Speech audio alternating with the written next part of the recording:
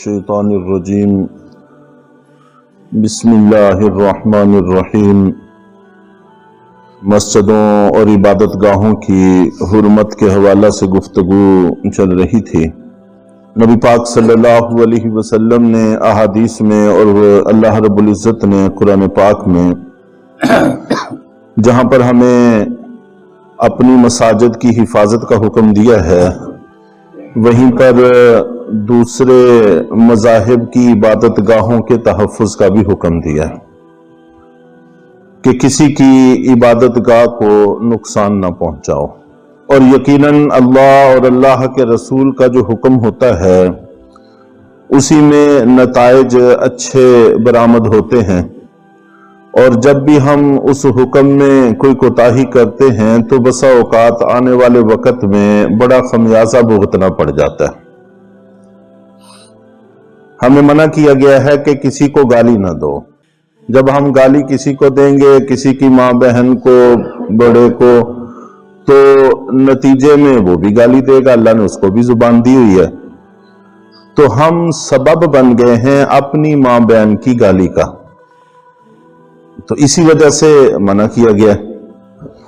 اور جہاد میں ہمیں حکم ہے کہ دوسروں کے مذہبی لوگوں کو نقصان نہ پہنچاؤ، کمزوروں کو نقصان نہ پہنچاؤ، بچوں اور عورتوں کو نقصان نہ پہنچاؤ، بوڑھوں کو نقصان نہ پہنچاؤ۔ حالات بدلتے رہتے ہیں، کل ان کو غلبہ ہوگا تو زمین تو ہم کھو ہی بیٹھے اور اپنے کتنے ہی کمزوروں کو بھی کھو بیٹھیں گے۔ اور مسلمانوں میں تو پھر بھی کچھ خوف خدا ہوتا ہے، ان میں تو یہ بات بھی نہیں ہوتی، تو ہم زمین بھی کھو بیٹھے اور اپنا مذہبی طبقہ بھی کھو بیٹھیں گے تو پھر ہمارا پرسان حال بھی کوئی نہیں ہوگا، پھر کچھ ہی وقت لگے گا اپنا مذہب بھی کھو بیٹھیں گے۔ چنانچہ مسلمان ہمیشہ سے ان چیزوں کا احترام کرتے آئے ہیں۔ اسی طرح حکم یہ ہے کہ دوسروں کی عبادت گاہوں کو نقصان نہ پہنچاؤ۔ نبی پاک صلی اللہ علیہ وسلم کے زمانے میں خلفائے راشدین، صحابہ، تابعین، تبع تابعین تک اس پر بڑی باقاعدگی سے عمل کیا گیا، یہاں تک کہ جب محمد بن قاسم ان علاقوں میں آئے ہیں تو کچھ مندروں کو نقصان پہنچا تھا جنگ کے دوران، تو خود مسلمانوں نے ان مندروں کی تعمیر کروائی اور ان کے نقصان کا تدارک کیا۔ چنانچہ نتیجے میں کوئی ایسا آنے والے وقت میں صدیوں میں کوئی فساد برپا نہیں ہوا کہ جس سے مساجد کو کوئی مسئلہ پیش آیا ہو۔ اور اسی طرح ہمارے کچھ فاتحین سے بسا اوقات ایسا ہوا ہے، جیسے مثال کے طور پر سومنات کا مندر سلطان محمود غزنوی رحمۃ اللہ علیہ، تو اس کو توڑ کر وہاں مسجد تعمیر کر دی گئی۔ 1000 سال کے بعد پوری امت مسلمہ نے اس صدمے کو برداشت کیا، جب ان کا غلبہ آیا انہوں نے گرا کر مسجد کو جو 1000 سال پرانی تھی وہاں پھر مندر بنا لیا۔ یہاں تک کہ افغانستان کابل میں اس کا گیٹ تھا جو سلطان محمود اتار کر بطور علامت کے لے گئے تھے، تو وہ بھی انہوں نے 1.25 لاکھ اس وقت کی حکومت سے 1.25 لاکھ کا خرید کر دوبارہ وہی نصب کر دیا۔ یہ ایک ایسا بڑا صدمہ تھا جس سے پوری امت مسلمہ گزری ہے، ہم سارے لوگ اس کے شاہد ہیں۔ اس لیے شریعت کا جو حکم ہوتا ہے وہ پائیدار ہوتا ہے، جو اللہ اور اللہ کے رسول جانتے ہیں وہ ہم نہیں جانتے۔ اسی طرح اور بہت ساری مساجد میں ہمیں اس کا سامنا کرنا پڑ رہا ہے، مسلسل ہم اس سے گزر رہے ہیں۔ اور آیا صوفیہ یہ بھی ایک گرجا تھا جس کو مسجد میں تبدیل کر دیا گیا تھا،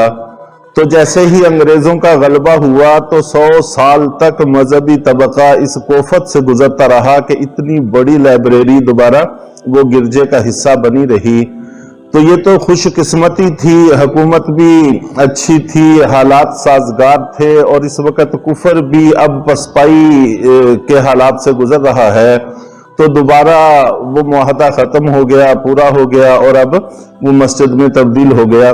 تو لیکن بہرحال 100 سال تک ہم نے اس صدمے کو سہا ہے اور برداشت کیا۔ البتہ ایک صورت اور ہوتی ہے کہ بسا اوقات پورا قبیلہ پورا علاقہ مسلمان ہو جاتا ہے، وہ از خود اپنی عبادت گاہوں کو مسجدوں میں تبدیل کر دیتے ہیں، یہ الگ مسئلہ ہے، اس سے کبھی فساد برپا نہیں ہوا۔ وہ پورا قبیلہ پورا علاقہ مسلمان ہو گیا، ان کی نسلوں میں بھی دوبارہ وہ مذہب نہیں پلٹ کر آتا، اس لیے وہاں فتنہ فساد بھی برپا نہیں ہوتا۔ اور ایسے واقعات صحابہ کرام میں بے شمار ہیں، پورا کا پورا قبیلہ مسلمان ہو گیا، انہوں نے اپنی عبادت گاہ کو مسجد میں تبدیل کر دیا۔ لیکن ہمیں حکم نہیں ہے کہ وہاں ان کے چند لوگ بھی موجود ہوں، ہم علاقے کو فتح کر لیں اور ان کی عبادت گاہ کو تبدیل کر دیں، آنے والے وقت میں پھر بڑی پریشانی سے گزرنا پڑ سکتا ہے۔ تو بہرحال ہمیں جو شریعت نے احکام دیے ہیں انہی کے اندر خیر ہے۔ اور مساجد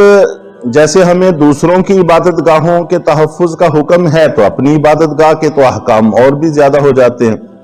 چنانچہ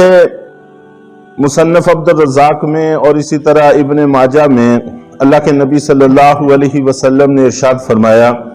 کہ اپنی مسجدوں میں دیوانے اور پاگل لوگوں کو نہ لایا کرو، اس لیے کہ ان کو آداب کا نہیں پتہ ہوتا، وہ مسجدوں کی بے حرمتی کریں گے۔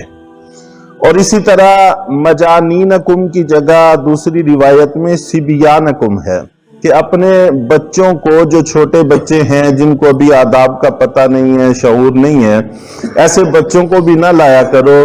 گندگی پھیلنے کا بھی خدشہ ہے، اور وہ بھاگتے توڑتے ہیں تو مسجدوں کی بے حرمتی بھی اس سے ہوتی ہے۔ ہاں جب شعور کی عمر میں آ جائے، ان کو پتہ چل جائے، آداب ان کو اچھی طرح سے سمجھا دیے جائیں، ان کو جہاں بٹھایا جائے وہاں وہ بیٹھے رہیں، جہاں ان کو روکا جائے وہاں وہ رکے رہیں، تو پھر ان کو لانا چاہیے تاکہ ان کو ہماری مسجدوں سے تعارف ہو۔ تو جب تک وہ پڑھنے کی سمجھ کی عمر میں نہیں ہوتے، اس وقت تک اپنے بزرگوں کے ساتھ آ کر مسجد میں شور کرتے ہیں، اور جیسے ہی اس عمر میں ہوتے ہیں جب اب ان کو مسجد میں آنا چاہیے، پھر ہم گھر میں ٹیوشن لگا لیتے ہیں، اب پھر مسجد میں آنے کا سارے راستے بند کر لیتے ہیں، پھر ہمیں اس کی کوئی ضرورت محسوس نہیں ہوتی۔ تو یہ بھی ایک غلطی ہے۔ اور اسی طرح آپ نبی پاک صلی اللہ علیہ وسلم نے یہاں تک ارشاد فرمایا کہ عام طور پر جب جماعت کھڑی ہوتی ہے، رکعت گزرنے کا خدشہ ہوتا ہے، تو ایسے میں آدمی بھاگ کر آ کر رکعت پانے کی کوشش کرتا ہے، حالانکہ جماعت کی نماز مل جانا بڑے اجر کی چیز ہے، اور کوئی رکعت مل جانا یا کچھ وقت پہلے جماعت کی نماز میں شریک ہو جانا یہ بہت بڑے ثواب کی چیز ہے۔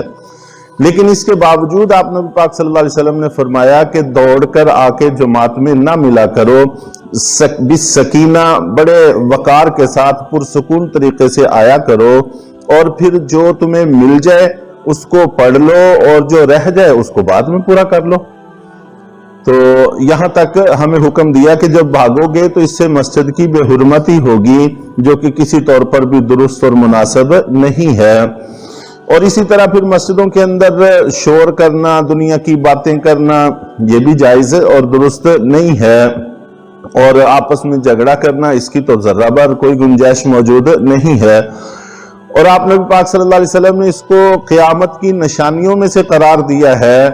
کہ مسجدوں کے اندر گندگی نظر آئے گی۔ تو اب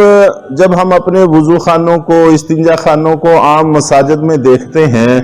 تو بڑا دکھ محسوس ہوتا ہے کہ شاید یہ وہی چیز ہے کہ جس سے اللہ کے نبی صلی اللہ علیہ وسلم نے ہمیں منع فرمایا ہے۔ تو جہاں پر بھی ہم مساجد کی جگہوں میں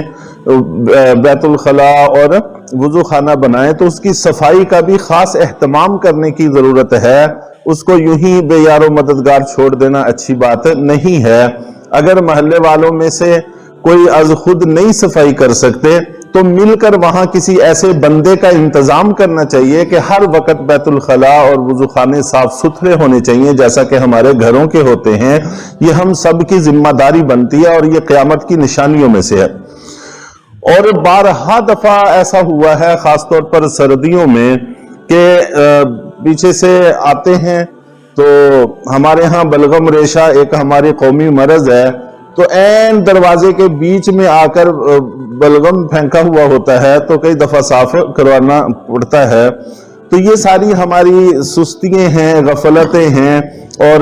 مسجد کی بے حرمتیوں میں یہ چیزیں آتی ہے، چاہے وہ راستہ ہو، چاہے مسجد ہو، چاہے عام پبلک، عام لوگوں کے آنے جانے کی جگہ ہو، اس کو گندگی سے بچانا یہ ہم سب کی ذمہ داری ہے۔ اللہ تعالی ہم سب کو عمل کی توفیق عطا فرمائے۔